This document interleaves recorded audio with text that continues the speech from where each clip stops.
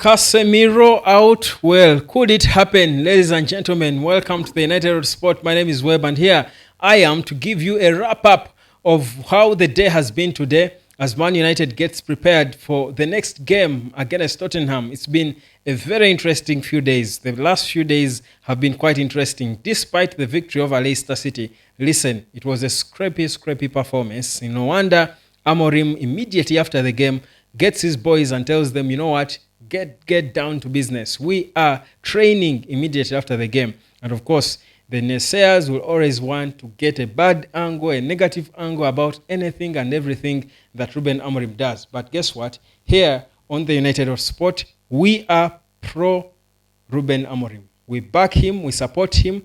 Of course, we can make our observations, questions a few things, but we support and trust in him. So if you are Team Ruben Amorim, this is for you. If you are open, if you're biased against him, but you're open to the idea of being converted, this is for you. Let's get proper into it. Now, there are reports today that came out that emerged suggesting that Flamengo could be interested in taking Casemiro away from Man United, perhaps for on loan and pay a small portion of his wages, with United paying a significant part of it.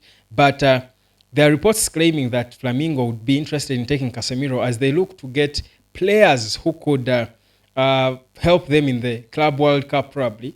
Because do remember, the Brazilian transfer window ends at the end of this month, the 28th of February. So there are those reports that do make rounds. Of course, we know for certain that Casemiro is surplus requirements at Man United, really. Ruben Amorim will not really have him a lot in his mind. He's not a player who spends days and nights on his mind. He has got bigger issues to fix and, of course, more younger players to think about. So we can wait and see how that story goes, how it pans out. But those are reports that came out today. Now, there are people who have been, of course, talking a lot and trying to pull down everything, every effort that Amorim makes to try and correct the so many wrongs that Manchester United has done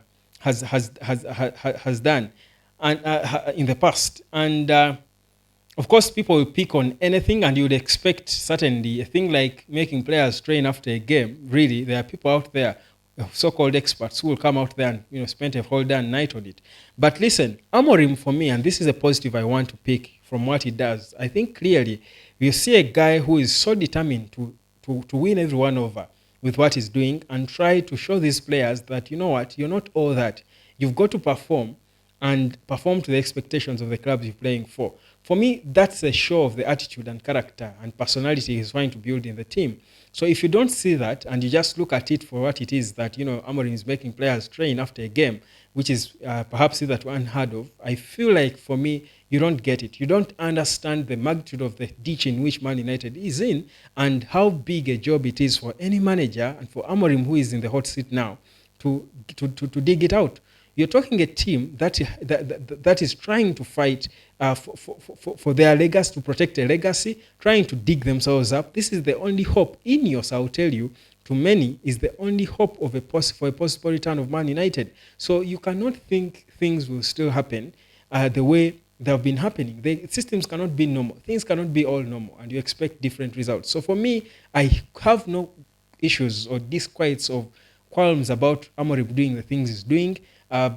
Sending players like Rashford out, players who are indisciplined, who don't listen to him. He was saying that Rashford failed. Perhaps if Unai Emery hopes get the best out of him, he failed to do so. You're seeing players like Sancho, who was loaned out, but he's going and commenting on a post by Marcus Rashford, commenting, freedom, and some people are backing it. I mean, that's unacceptable. The indiscipline, how unacceptable can it be? Speaks volumes about how United recruit players and how they train them, how they ground them. So for me, you don't think an Arsenal player would do that. So for me, I honestly have no qualms at all about what Amorim is doing, what Ineos are doing. I think the clean out was long overdue. It might come at a cost. People are judging a team that is having a preseason within a season. But if you're open-minded, you will see that there's a deliberate effort to try and do things right. But that said, getting proper into the game, I was trying to see the images at the training camp today. And The one player whose body language I would question is, I think, Patrick Dogu. I still feel he's still looking jittery and timid. His body language, even when you look at him in that image, you see a player who is still not free. And understandably, he's new. I mean, you're coming from Lecce. You brought in as the first signing for a Man United team. You're earning way less than everyone, yet you are the star player of the moment. Certainly, it's not an easy place to be. But I think he will get along. He will come of age eventually. And I do feel, for me, given he's the first signing that Amorim has made, certainly he will protect him. So the body language wasn't all that. But the reality is the work, at least, is being put in. Amorim seems to be clear and with the players in terms of what he's trying to do and what he's trying to build to. I've had a comment from Diogo Dalot today, who has come out and said that he believes that Man United will win a Premier League title under Ruben Amorim, though it will take time. He says he believes they can win. Man United can win a Premier League title under Ruben Amorim, based on what he has seen, what he tells them, the way he communicates. I was still listening to Lenny Yoro talking about how he communicates with the players. You see, these are the little attributes of a manager who has got it in them to compete at the topmost level. So for me, seeing that and thinking about it, really, I see a club progressing without moving, if you know what I mean. You can make progress without really moving. You don't have to move from 13th position to 10th for you to be to be progressing. You can progress in life without moving. That's by the decisions you're making in your head, the choices you're making. Then the progress, or the movement rather, will then inadvertently come if your progress reaches that point. I think Man United is progressing under Ruben Amorim. It is just not moving yet. But the subtle improvements are there. The marginal gains are there within the squad. The marginal gains that Ineos is known for are clearly reflected in the squad, with the way they are recruiting players, the way they are doing things, the way they are trying to build an identity for the team, which by now we are beginning to appreciate and understand. The way everything is being done now, the way they are cleaning the squad, you see progress, perhaps not movement. But the progress in terms of trying to head to the right direction with what they do around the team is there. Like I said, you can't progress without moving yet. But when you progress over time, inadvertently, you've got to move. You can progress in life before you build a new house. But you're progressing in your business. The business is progressing, but you're still staying in the same old house until a time reaches when the business has progressed enough that the money is enough for you now to build and move into a new house.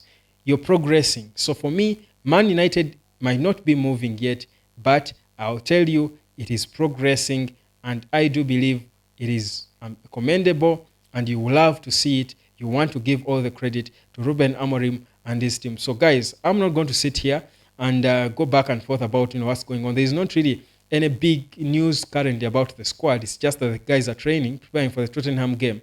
But I'll tell you, there's progress in this team. People don't see it, but it's there. It will eventually come. The movement is not there, but the progress is there. How we play, how we perform, how we fight, the attitude of the team. There's a lot. I can go on and on and on in terms of what things we are progressing at things which before were so terrible for Manchester United. My name is Webb. Like, share, and subscribe, and let me catch you later, fam.